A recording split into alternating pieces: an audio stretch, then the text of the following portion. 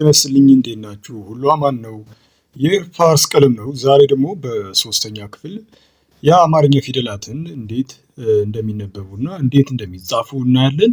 ይህን ቪዲዮ እስከ መጨረሻው ተከታተሉት። መልካም ቆይታ ይሆንላችሁ። የመጀመሪያው ኘ ነው። ኘ ይባላል። ይህ ፊደል እንደዚህ እንጽፋለን። ከዛ ከላይ ወደ ታች ማለት እንደዚህ አድርገን ጽፋዬ ኘ ተብሎ ይጠራል ማለት ነው። ይህ ፊደሉ ከኘ እስከ ዘ ያሉትን ነው ማለት ነው ዛሬ የምናቀርበው። ሁለተኛው ኙ ይባላል። ኙ ኙ ኚ ኚ ያ ማለት ኚ እንዴት ነው የምንጽፈው? እንዲች አድርገን እንደዚህ አድርገን መጻፍ እንችላለን ማለት ነው። ኛ ኛ እንደዚህ አድርገን መጻፍ እንችላለን። ኛ ኘ ኘ ቀለበት አላት። ኘ ኘ ኚ ኚ ይሄ ኚ ተብሎ ይጠራል። ኚ መጨረሻው ኞ ሰባተኛው ፊደል ማለት ነው። ኞ እዚህ ጋር ምን አለው? ቀለበት አለው ማለት ነው። ኞ ቀጥሎ ያለው አ ነው። አ ባለ ሁለት እግር ፊደል ነው። አ እንደዚህ አድርገን ማለት ነው የምንጽፈው። እንደዚህ አ ብለን እንጽፈዋለን ማለት ነው። ቀጥሎ ኡ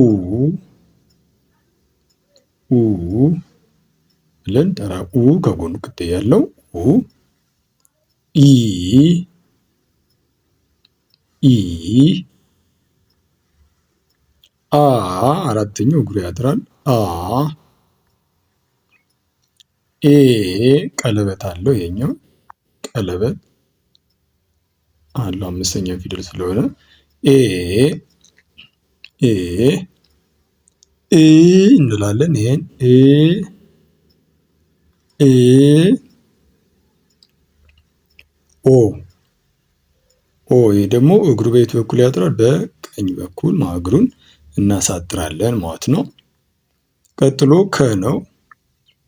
ይህም ባለ ሁለት እግር ነው። ከ እንደዚህ ማለት የምንጽፈው ከ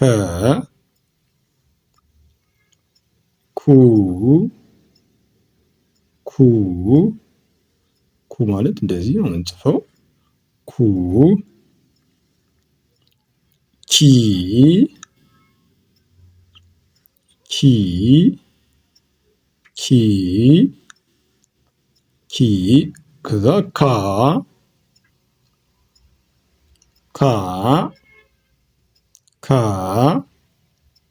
ኬ አምስተኛ ፊደሎች ሁሌም ቀለበት አላቸው። ኬ ኬ ክ ክ ኮ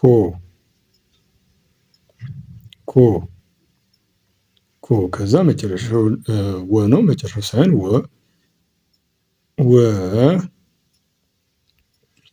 ወ ው ው ው ውይ ውይ ውይ ይባላል። ዋ አራተኛው ዋ ዋ ዌ ዌ ዌ ው ስድስተኛው ው ው ወ ወ ወ ተብሎ ይጠራል። መጨረሻው ዘ ነው። ዘ ይሄ መሰላል ቅርጽ ያለው ዘ ዘ ዙ ዙ ዙ ዚ ዚ ዚ ዛ ዛ ዛ ዜ ዜ ዜ ዝ ዝ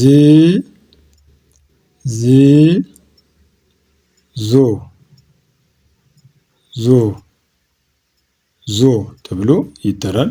የዛሬው ቪዲዮ ክፍል 3 ነው። ቀጣይ ክፍል 4 የምንለቅ ይሆናል። ይህን ቪዲዮ እስከ መጨረሻው ስለተከታተላችሁ እናመሰግናለን። በውስጥ መስመር መማር ቢፈልጉ ኢሞ፣ ቴሌግራም እንዲሁም ዋትስአፕ ላይ ስልካችን ሴቭ አድርጋችሁ ፓርስ ቀለም ብላችሁ ብትደውሉን የእናንተ ስልክ አንስተን የምናስተናግድ ይሆናል። ዘወትር ከሰኞ እስከ ዓርብ እናስተምራለን። መልካም ቆይታ። ባባይ